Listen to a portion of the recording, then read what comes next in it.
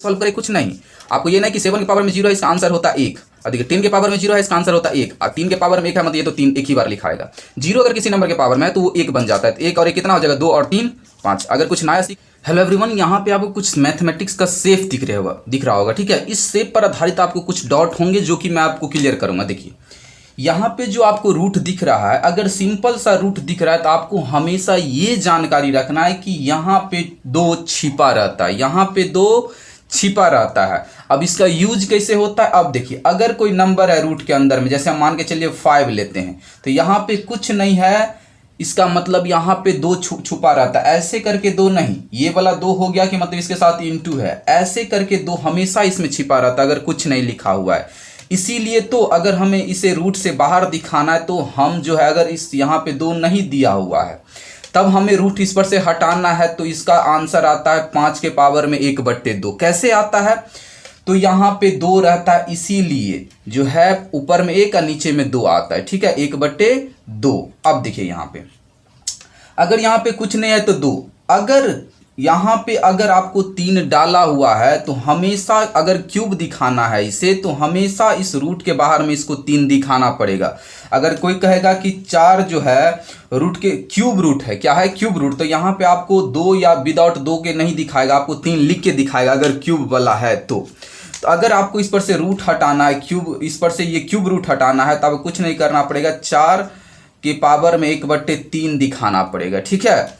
अब देखिए यहाँ पे अगर किसी नंबर पर से स्क्वायर हटता है तो सामने वाले नंबर पर क्या पड़ जाता है, ये स्क्वायर हटेगा तो सामने वाला पर रूट पड़ जाता है। यहाँ पे x पर से स्क्वायर हटाइएगा, सामने वाला पर रूट पड़ जाएगा, 4 चला जाएगा। ये पॉजिटिव और नेगेटिव दोनों में आंसर देगा। अगर 4 बाहर निकला तो ठीक, अगर नहीं निकला तो ऐसे ही रह जाता, रूट अंदर प्लस माइनस, ठीक है। ये बाहर निकल रहा है, +-2 होगा इसका आंसर। आई होप आपको ये क्लियर हुआ होगा कि अगर रूट स्क्वायर हटता है तो सामने वाला पर रूट पड़ जाता है, या इसे अपोजिट भी आप मान सकते हो कि अगर किसी नंबर पे रूट है और सामने में कोई नंबर है, तो अगर आप रूट हटाइएगा तो सामने वाला पर स्क्वायर पड़ जाएगा, मतलब m हटेगा तो पावर में क्या चल जाएगा, 2 है तो पावर में चल जाएगा क्या चीज़, 2 पर स्क्वायर हो जाएगा। रूट हटने से सामने वाला पर स्क्वायर पड़ जाता है। आई होप आपको ये समझ में आया होगा। तो कितना बन जाएगा, 4।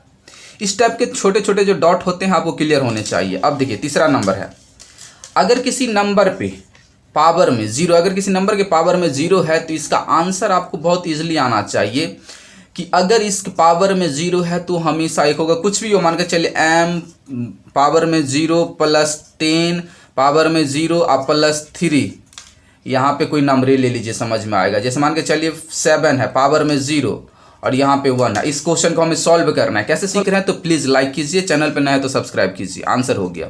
अब चलिए इससे रिलेटेड मैं आपको और क्वेश्चन देता हूँ कि पावर में 0 रहने वाला क्वेश्चन कैसे बनते हैं।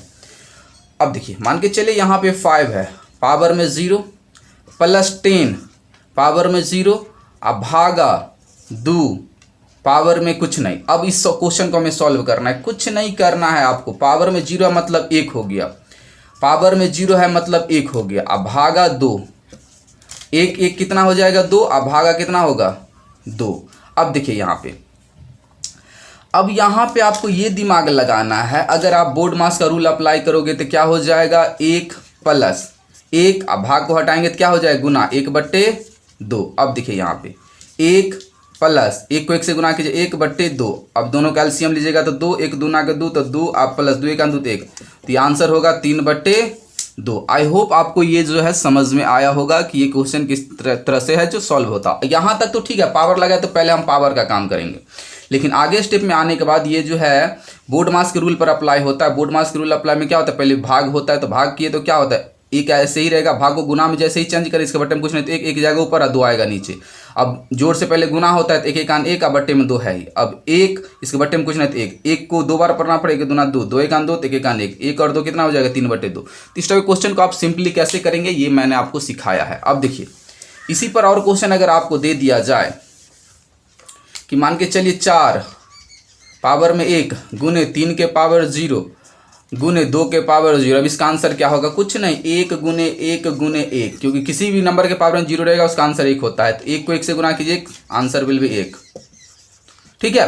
तो आई होप आज का वीडियो से आपने जरूर कुछ नया सीखा होगा। अगर नया सीखे हैं तो प्लीज़ वीडियो को लाइक कीजिए, चैनल पर नए हैं तो सब्सक्राइब कीजिए। Thank you so much for watching my video. All of you, good luck.